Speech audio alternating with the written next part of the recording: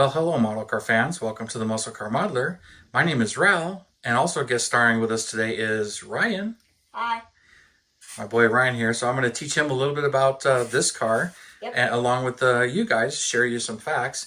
But what we're looking at in front of us today is the 1964 Pontiac GTO. This one's a convertible. This is the one I just finished. You guys have been watching me build it on the channel. And for longtime viewers of the channel, I also have the 64 Coupe. That's an AMT kit that I restored back 5 years ago when I started this channel. So I'll start sharing with you guys some tips and Facts. yeah, facts and some info about the 64 GTO, and also guest starring here. Who's that, Ryan? I think Sadak. Sidak? Yeah. Is that who that is? I gotta get my dictionary. Okay, well, he's gonna go look up who exactly he is from Pokemon, and I'll share some of the information on this. So for 1964, this is widely considered the first muscle car, the first package of a vehicle that was both low in cost and high in performance options here. The main thing was it was under $3,000. I believe the sticker price of the base GTO was like $2,900, but the GTO package itself was $295. But that package, it got you the emblems, so it didn't say Le Mans or Tempest, which actually Tempest is what the car was. So it was the Pontiac Tempest with the GTO package. But when the package was installed or ordered, emblems, there are no Tempest emblems on the car that I'm aware of. You got the dual scooped hood, although the scoops were non-functional. Cool. You got the 389 engine. Guess how much horsepower the 389 4-barrel made, Ryan? Too much. Too much? Well, it was 325 horsepower. But you see what I got under the hood here? This one's got 3 2-barrel carburetors. So that's the 289 or 389 tri-power, which made 345 horsepower. Now, both of them made 428 foot-pounds of torque, but still, under $3,000. So it was a budget-minded vehicle, but it wasn't a full-on budget car. It did have some nice options, nice interior. So it wasn't, full, stripped of luxuries. There was some nice luxuries. That is Sadak. Yeah. Psyduck, that's who that is? Sadak. PSY Duck? Psyduck. Okay. So that's who this guy is. Mm-hmm. So Body type. he's guest starring. 2'7", 43.2 pounds. All right, so that's who this gentleman is. But he's covering up my my messed up nail there for you guys. But for the 64 GTO, this was also, they were expecting it to be a limited option. They really didn't limit it. Pontiac didn't. But it was available on the convertible, the 2-door hardtop, and the 2-door coupe. The coupe has the pillar. This one back here is a hardtop.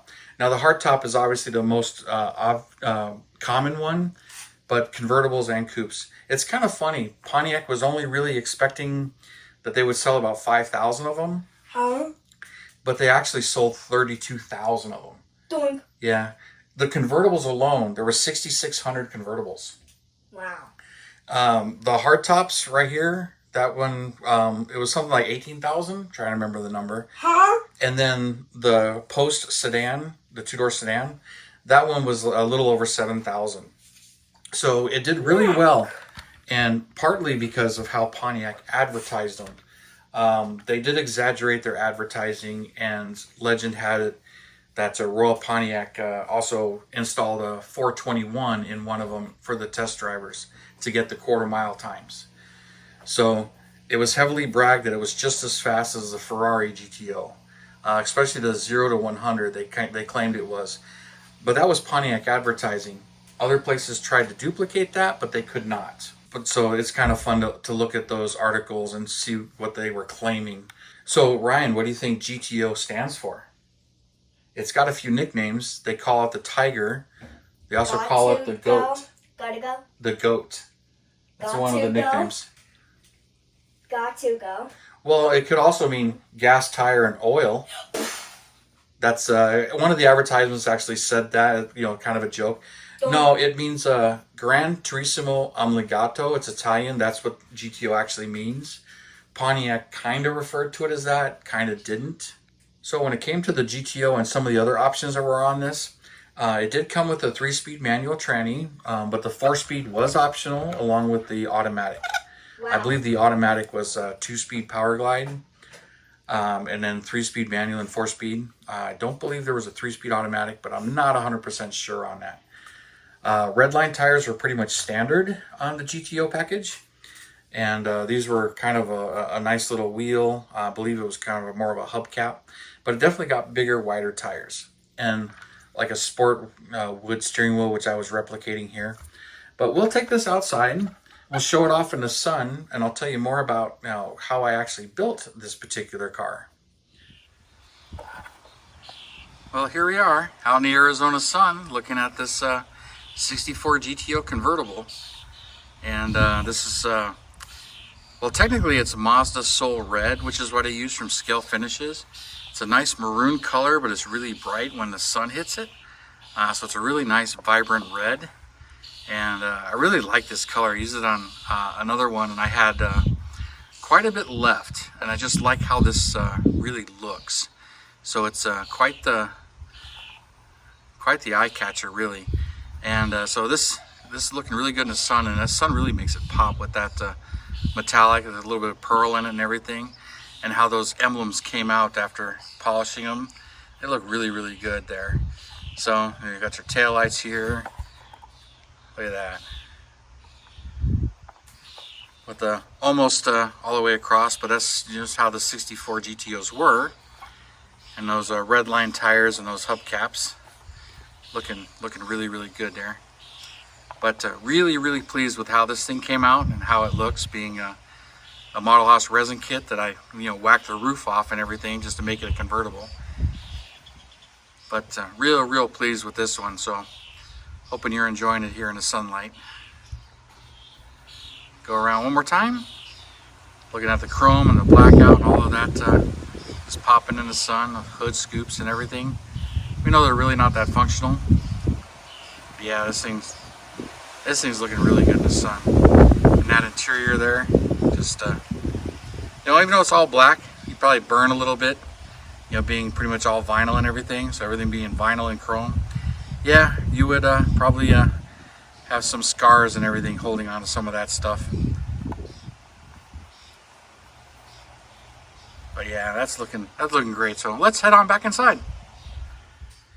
All right, I bet you that looks really good in the sun, because this red, the paint I used, it's kind of a maroon color, and it does replicate a factory color, and I like the way it looks. I actually used Scale Finish Mazda Soul Red. I had some left over, used it on my Porsche 911 slant nose, which I'll kind of stick a picture here in the corner here. I used it on that as well. And I just had a lot of it left over, and I thought it's a great color for this one. It really shines in the sun and everything. But those of you wondering, where did I get a 64 GTO convertible?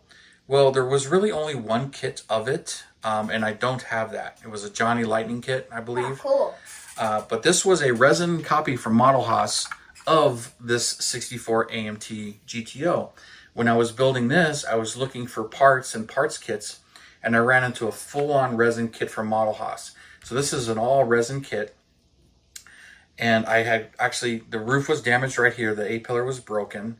And I fixed that, and it just sat in my box. And then I realized, if I make this, I want to make it a convertible. So I wanted to cut the roof off. And I was itching to make a convertible. So those of you who've been watching the channel for a while, you saw I did the 64 Chevelle SS as a convertible. I cut the roof off of a couple of them. Well, I cut the roof off of this one as well. And it was going really, really nicely. Yep. And I did have something fall on it and damage this pillar, the windshield here. So I had to do some repairing of that. But the rest of it is all resin. So here's the hood. And then I clear coat it with my Real Automotive clear coat that I use. I've got videos on that. And blacked out the underside. But here's that 389 Tri-Power.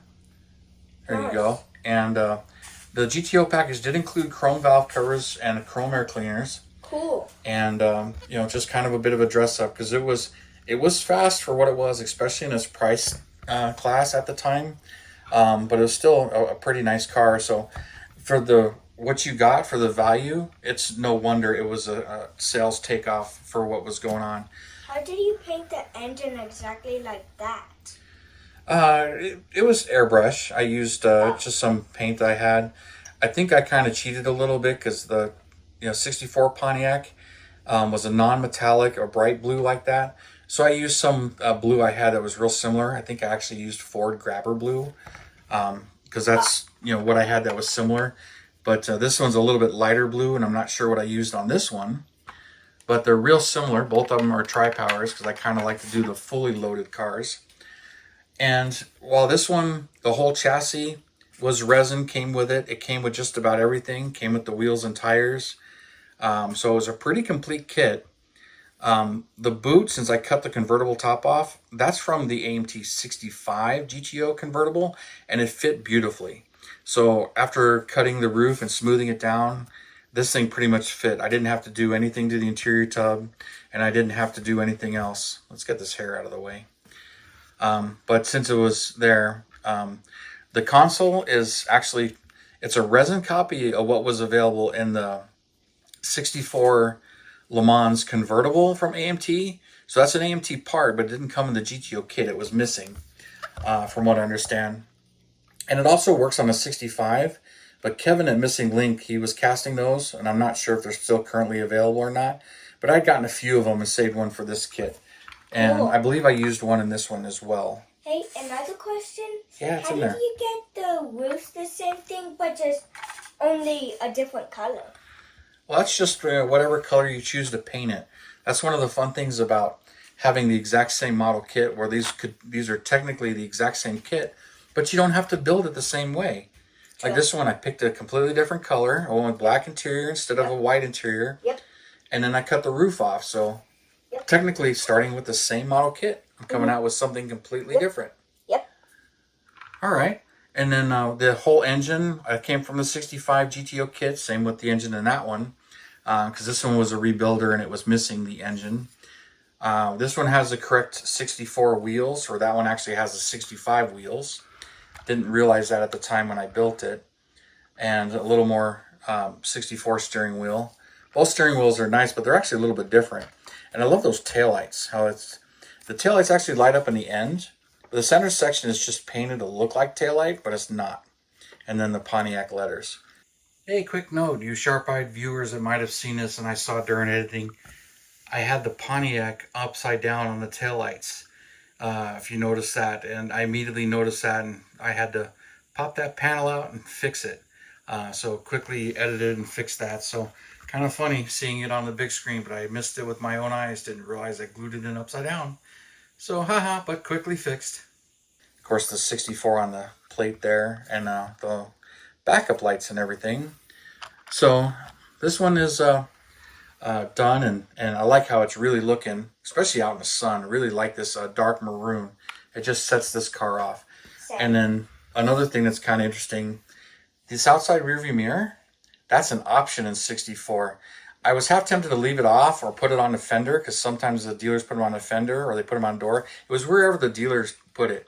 But most cars today, even if they were ordered without a mirror, they got added somewhere along their lifetime. Yep. I mean, this is a 60-year-old car.